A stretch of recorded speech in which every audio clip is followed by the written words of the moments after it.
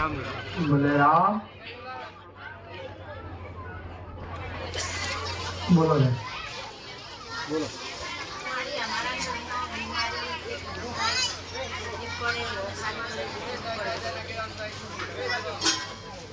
શાના કારણે થાય છે બોલો રામ ઘરનું નડે કે બહારનું નડે એ તો કેવી વિધિ તો નહીં કરી ને એ તો આ તો હું કહ્યું તો કે એવી કોઈ મૂઠ તો નહીં મારી ને તો કે વિધિ તો નહીં કરી દીધી જેથી કરીને તમે દીધી છો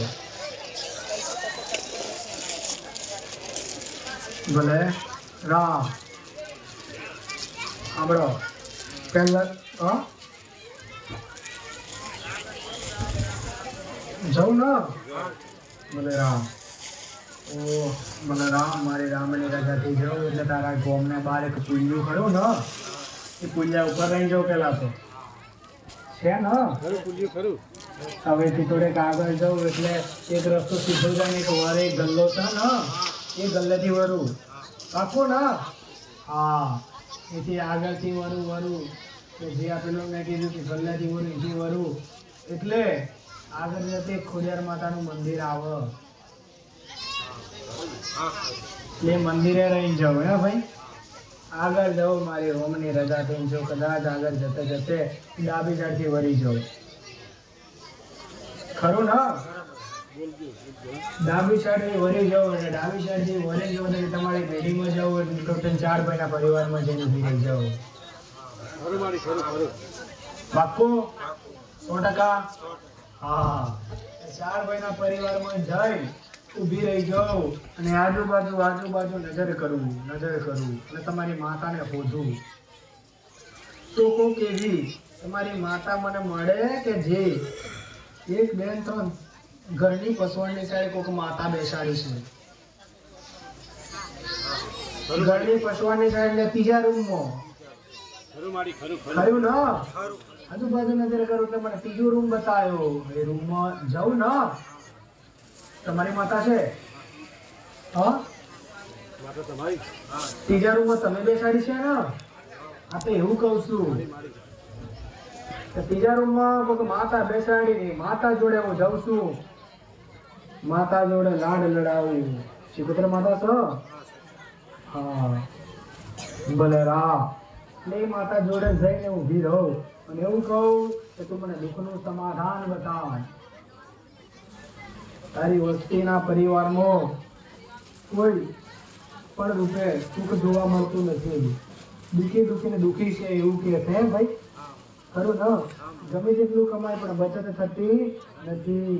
તો તું મને તારા પરિવારમાં કઈ રીતના દુઃખ છે એ બતાય એવું કે છે કે તમારા પરિવારમાં બહુ વેસણો કરે છે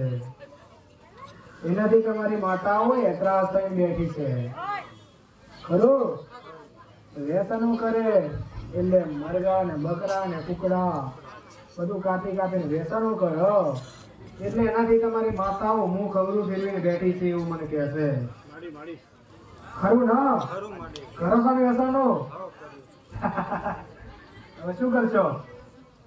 બંધ કરશો ને એ માતા તારે પાર આવ્યા છીએ તો જરૂર જો લગન સારું ના થાય તો લગન બંધ પછી પાછળથી ચાલુ ખરું ને હા ના તો તમારા મનની વાત કહું એમ કે તમે જે ઘેર વાત કરીને આયા એ કહું બોલે રામ તમારી માતા જોડે હું લાડ લડાવું અને તમારી માતા જોડે તમારી અરજી રજૂ કરું એટલે તમારી માતાએ મને એક એવી બીમાર વ્યક્તિ મને બતાવી બીમાર વ્યક્તિ હાલમાં નથી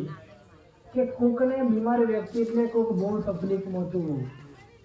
શરીરેથી શરીર કામ કરવાનું મન કરી દીધેલું એ મને વ્યક્તિ બતાવ્યું અને દેવ લોકો પામેલી વ્યક્તિ બતાવી મને શું થાય ને વ્યક્તિ બતાવી એવું કીધું કે પૂર્વજ નથી કોઈ 72 તરીકે છે એ 42 વર્ષે દેવ લોકો પામેલી મને બતાવી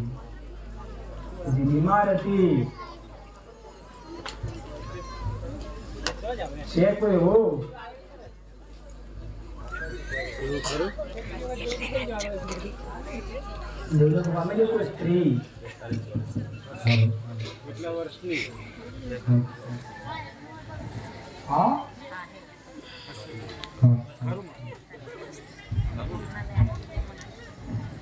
છે ને માડી માડી શું થાય તમાર માડી માડી છે તો પાક્કું ન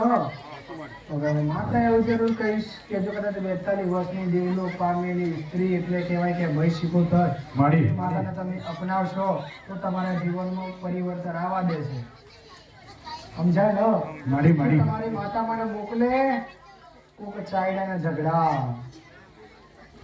ઝઘડા થયેલો ચાડા બદલે હાસુ માડી હાસુ હાસુ ખરું ખરું ખરું ખરું માડી કોક ચાયડાના ઝઘડા મોકલે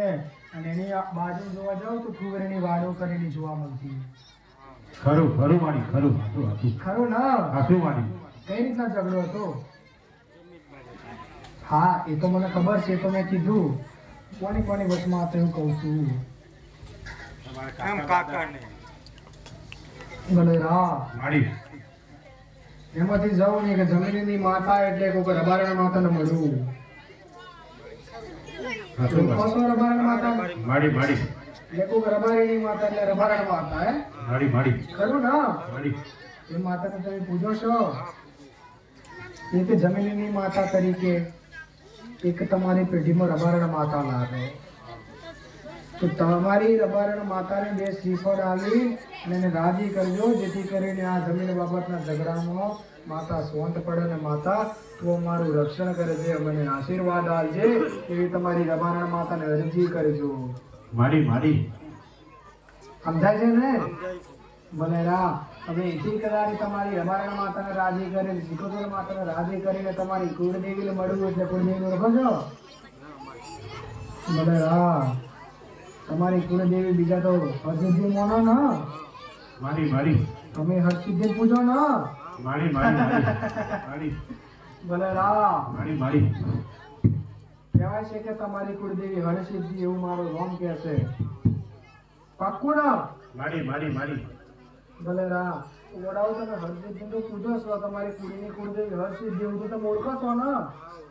હા પણ પૂછી લેવું આગળ પડે હાસું ના હાસુ માડી એટલે તમારી કુળદેવી એટલે હરસિદ્ધિ માતાને મળ્યું એટલે હરસિદ્ધિને તમે લાડ લડાવો અને રવિવારના મંગળવારે આરતી કરવાની ચાલુ કરો તો જેથી કરીને તમારી માતા તમારા પર રાજી રે માડી માડી ભલે રામ એથી કદાચ નીકળું એટલે હું કેવું તમારા જમીન પર વાત જોઉં કે જે કોક બહારનું દેવ બેસાડેલું હોય કોક બહારનું દેવ બેસાડેલું હોય તમારા પરિવારમાં તમારી પેઢીમાં છે ને હા હે કયું દેવ છે રામદેવ પીર હા રામદેવ પીર નો મળ છે ભલે રામ એ દેવ રામદેવ પીર મહારાજ અને કદાચ મઢ ચાલતો હોય પાઠ પૂરતા હોય પણ એના એની જગ્યા પર એના સ્થાન પર રહ્યું પણ હું કોઈક દેવ કહું છું એના સિવાય તમારા ઘરમાં તમારા વડવાઓ તમારા બાપ દાદાઓ કહું એના સિવાય કોઈક દેવને પૂજતા પહેલા પૂછતા હતા પહેલા પૂછતા ભોગા મહારાજને જો જે તમારી ભાષામાં કરે છે ભાથીજી મહારાજ કહેતા હોય માડી માડી આ માડી માટે પહેલા પૂછતા હશે નહીં પૂછતા આથી એવું તો કહું છું કે તમારી જમીન પર કોઈક દેવ જોવું હાલમાં પહેલા પૂછતા પણ મને હાલમાં જોવા મળતા નથી એ દેવ તમને કોઈક ભોગા મહારાજ જોવા મળ્યા ધ્યાન ચડાયેલું ભારે અને કે હું હજુ છું મારી ઓળખાણ આ અને તમારે જોવા જાવ તો તમારી જૂની ગરથારમાં એક રાપ નીકળેલો જોવું આવું માતા માડી માડી માડી હાસુ માડી ખરું ખરું ખરું ના? ખરું માડી કે તમારી જૂની ગરથારમાં રાપ નીકળેલો જોવું એટલે પેલા તો તમે ભોગા મહારાજ ને અપનાવેલો અને સોમવારે સોમવારે ભોગા મહારાજ નો વ્યવહાર કરી દો જો તમારો ભોગો મહારાજ રાજી રહેશે તો તમારી કુળની કુળદેવી માતા 100% રાજી રહેશે આવું માડી માડી માડી સમજા ના સમજા. ભલે રા તેથી કદાચ નેકરું એટલે ભોગા મહારાજ ને રાજી કરીને નેકરું એટલે તમારે એક દીકરી ધૂણે છે આવું માતા જ કહું. ખરું ખરું માડી કોઈ દીકરી ધૂણે છે? માડી માડી ધૂળણ બોલે રામ શું થાય તમાર? બોલે રામ ધૂણતે ધૂણતે અમુક ટાઈમે તો પડી જાય ને તો શું કહેવાય બત્રી બીડી જાય એવું થાય છે નહીં? ખરું માડી ખરું ખરું સાચું. બત્રી ગોળવી પડે તો એવું તો કયું દેવ છે, એવી તો કઈ માતા છે કે ધૂણતે ધૂણતે બત્રી ભીડવી દે. માડી માડી થાય ને એવું પ્રશ્ન? હા થાય માતા એવું જરૂર કહીશ કે જે આ બત્રી ભીડવી અને જે દીકરીને ધૂણે તમારી પેઢીમાં એક બાળ સિકોતર માતા એને ઉભી રહેશે. બાળ સિકોતર માતા એટલે કોઈ જેની વસ્તી નથી, એનું લગ્ન નતું કર્યું એવી દીકરી.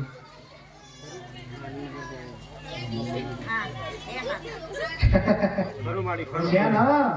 ખરું માડી ખરું ખરું સાચું. શું થાય તમાર?